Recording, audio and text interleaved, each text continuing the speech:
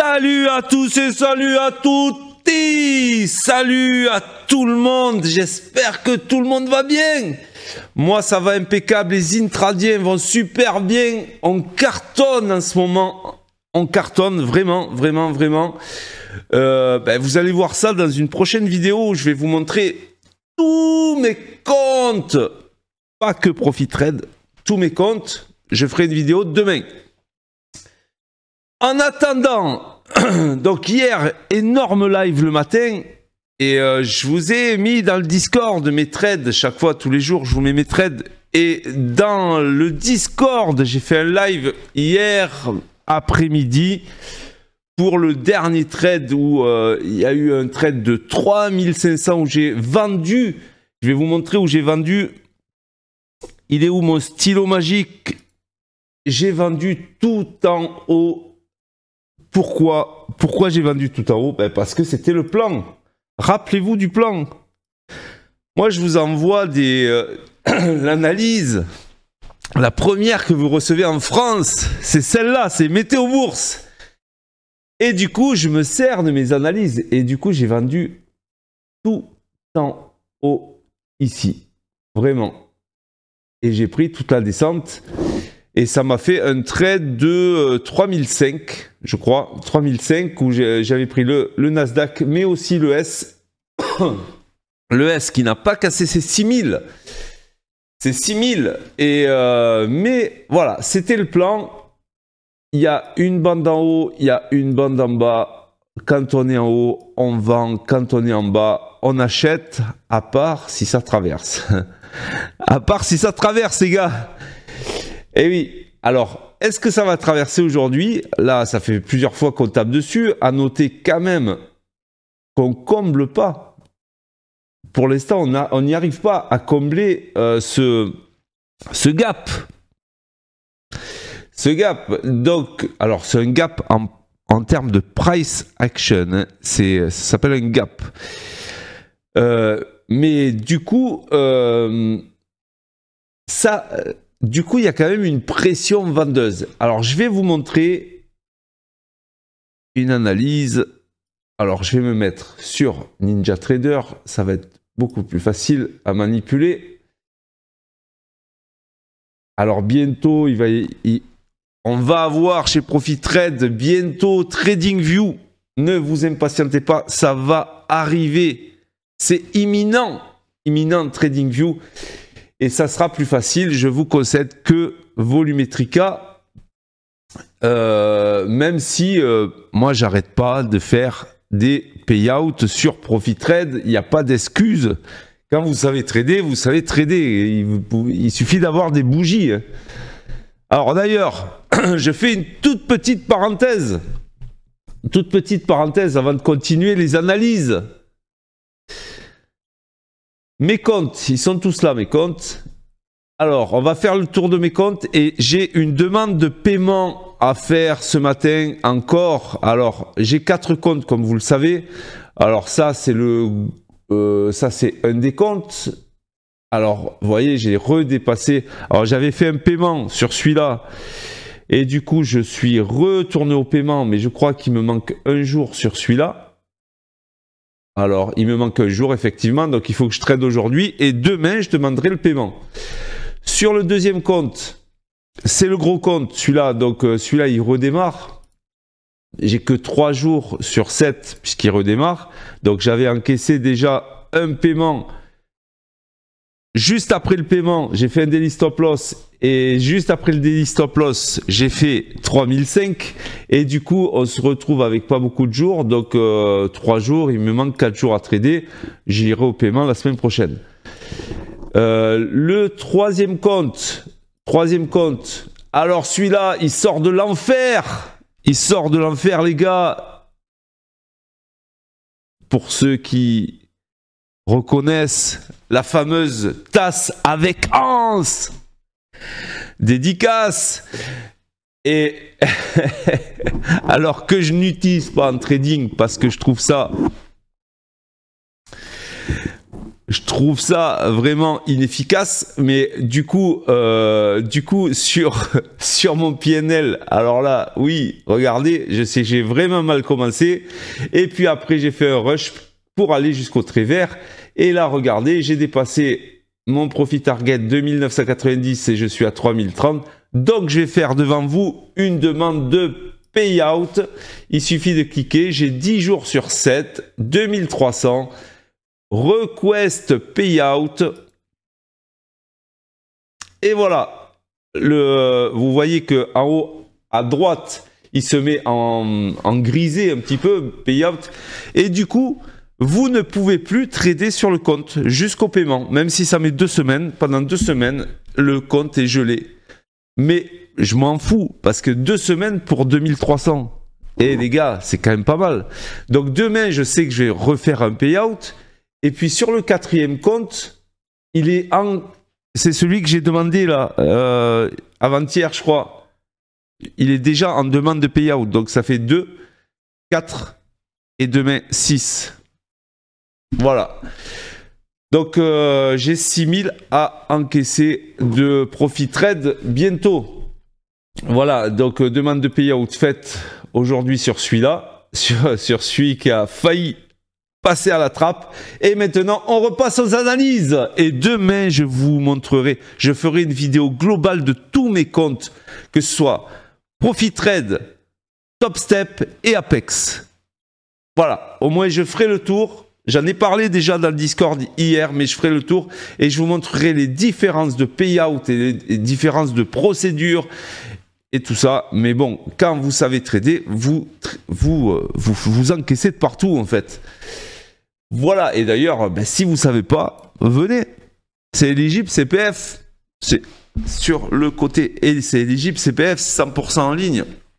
Avec une possibilité de suivi de formation. Voilà, on est bien chez Intrad. Alors, on retourne sur les analyses, parce que c'est bien beau de demander des payouts, mais moi, ce que je dis chaque fois, c'est qu'il faut savoir analyser. Mais pas que. Il faut savoir mettre en relation l'analyse et le trading. C'est ça le plus dur. Analyser, on est 50 millions d'analystes en France. 50 millions d'analystes en France.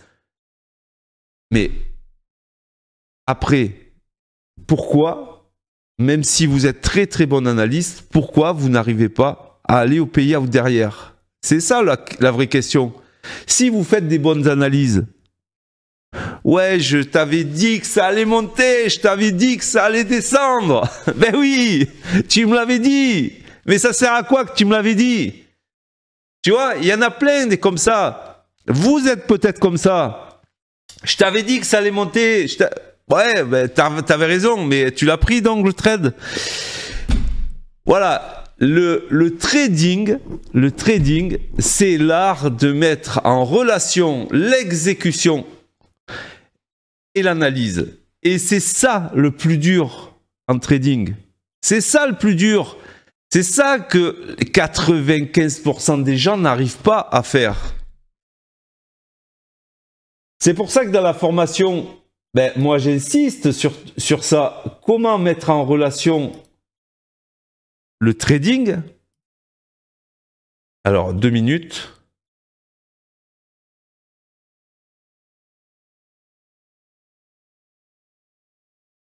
Comment mettre en relation le trading?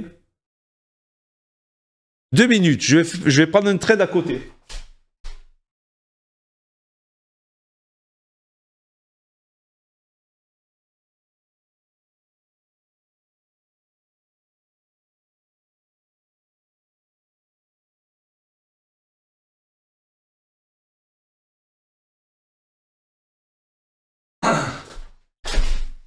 Yes!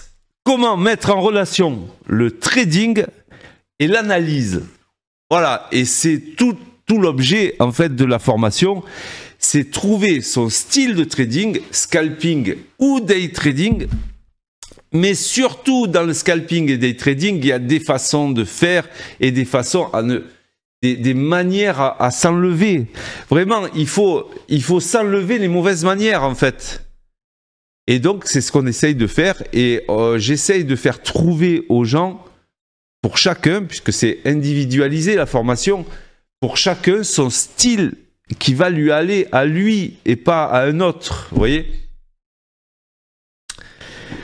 C'est tout un programme, c'est toute une stratégie, le trading. Vous comprenez que si c'est si dur d'aller au paiement, c'est qu'il y a quelque chose, il faut sortir de sa zone de confort, il faut arrêter de croire, il faut passer à l'action, les gens, mais passer à l'action intelligemment, devenir stratège. Voilà.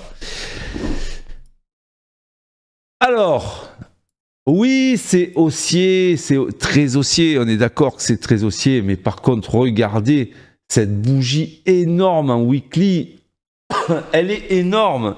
Et si je vous montre, je vais vous faire un parallèle, vous allez voir avec, je vais le mettre en violet là, et je vais mettre le S ici. Le S, c'est la même chose.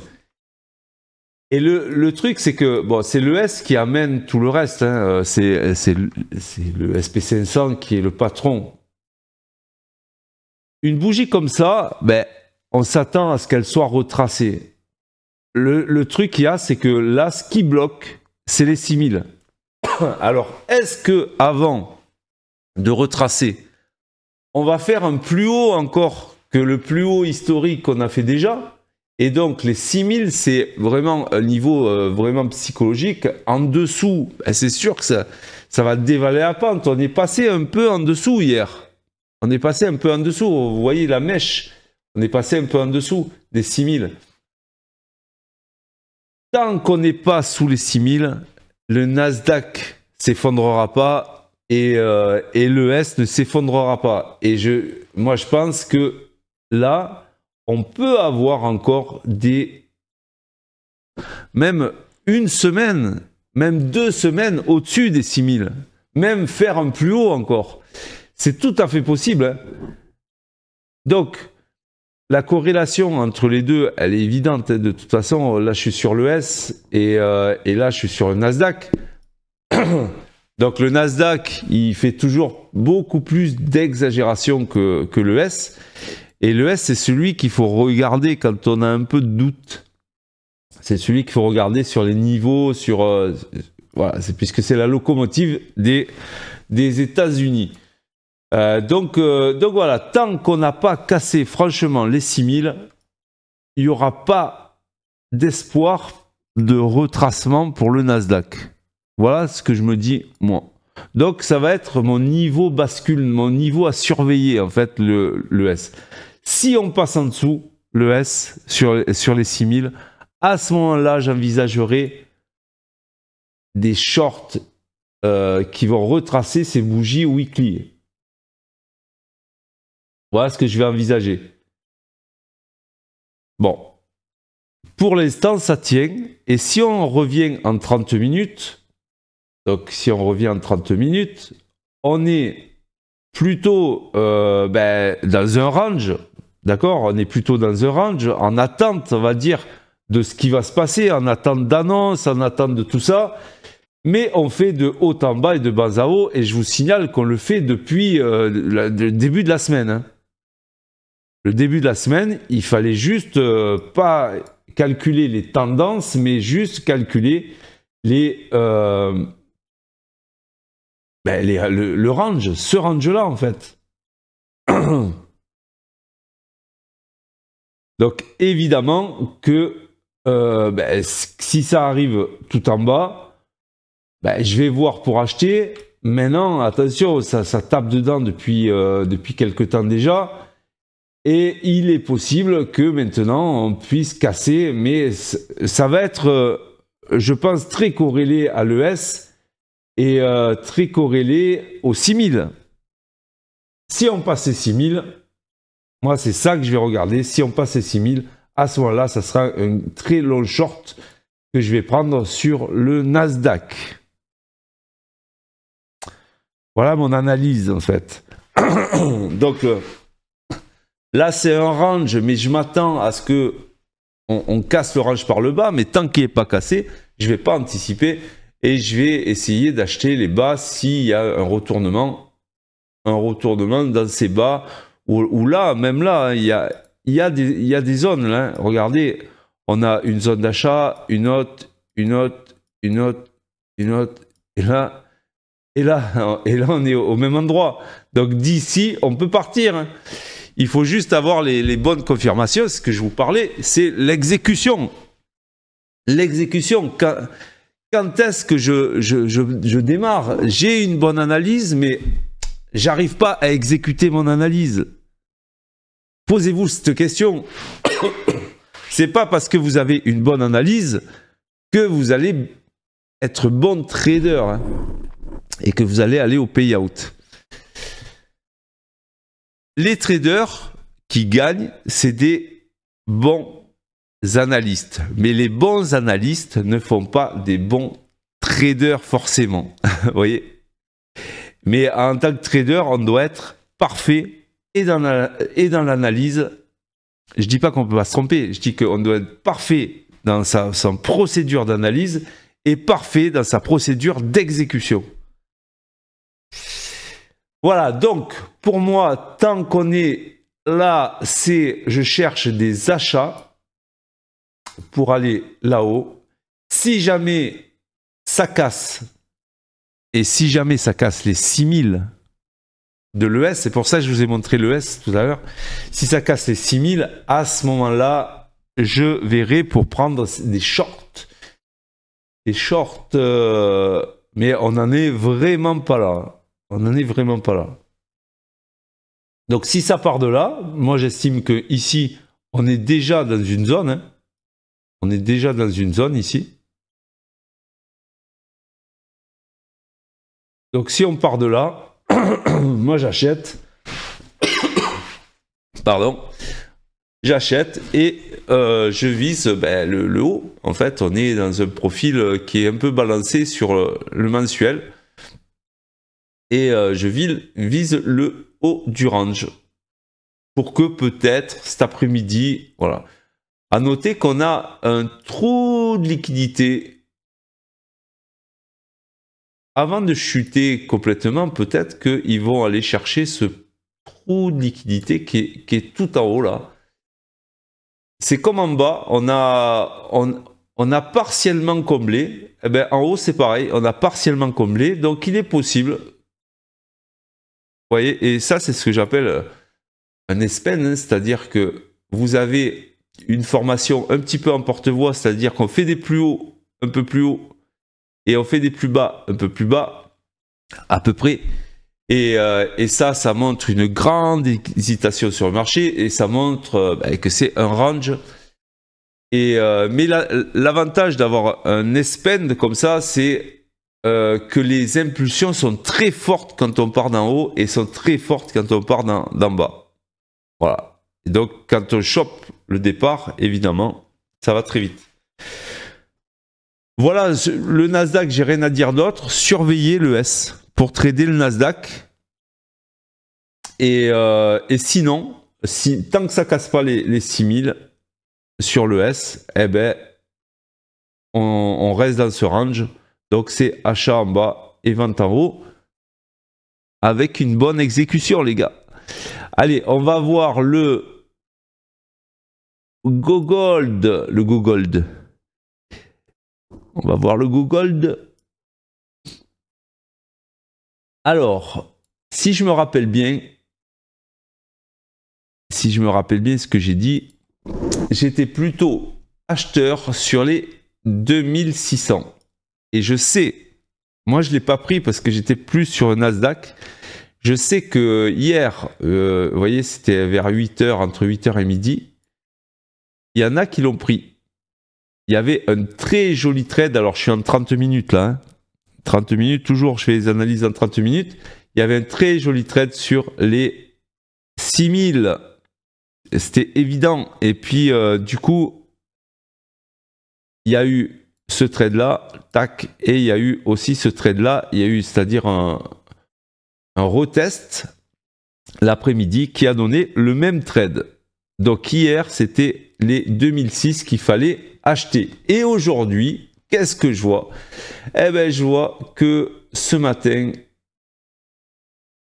Non, déjà hier, hein, hier, ça a commencé hier. Ça a cassé, parce que je ne l'ai pas surveillé du tout. Et donc, on est sur un niveau que j'avais marqué. Alors, c'est quoi ce niveau-là? Ça doit être un niveau... Ouais, d'accord. C'est un trou de liquidité. Regardez-moi ça. Qui vient de septembre. De septembre. Donc, ben, il faut juste laisser faire. On est dans un flux qui est très vendeur.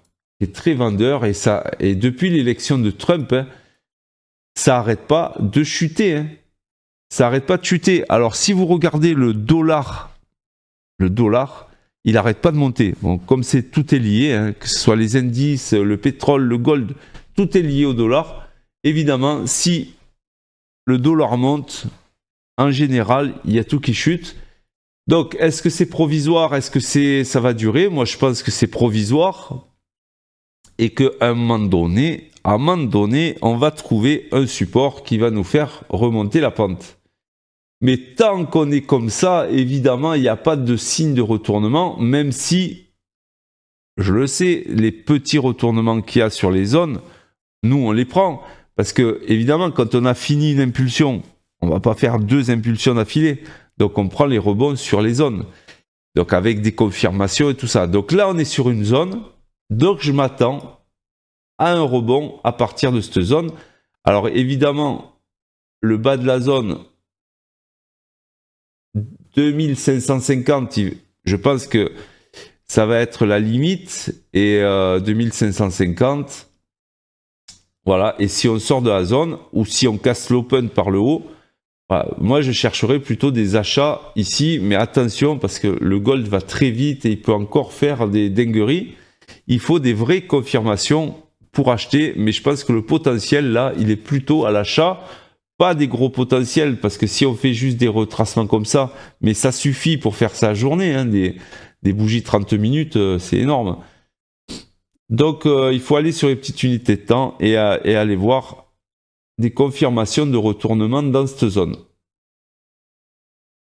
Voilà pour le gold. C'est pas facile, mais il y a de quoi faire. On est sur la 4e vague baissière en 30 minutes du gold, hein, quand même, et on arrive sur un niveau. Donc, évidemment, fin de cycle. Allez, on va aller voir. Il ne faut pas que je fasse trop long le matin, parce que vous vous réveillez à peine. Vous êtes là, peut-être vous dormez encore. Vous êtes là à boire vos cafés, vous dites, mais qu'est-ce qui m'emmerde avec ces analyses? Mais pourtant, vous me regardez. Allez, bim. Le pétrole, bouh. Qu'est-ce qu'on fait avec le pétrole? Regardez-moi ça.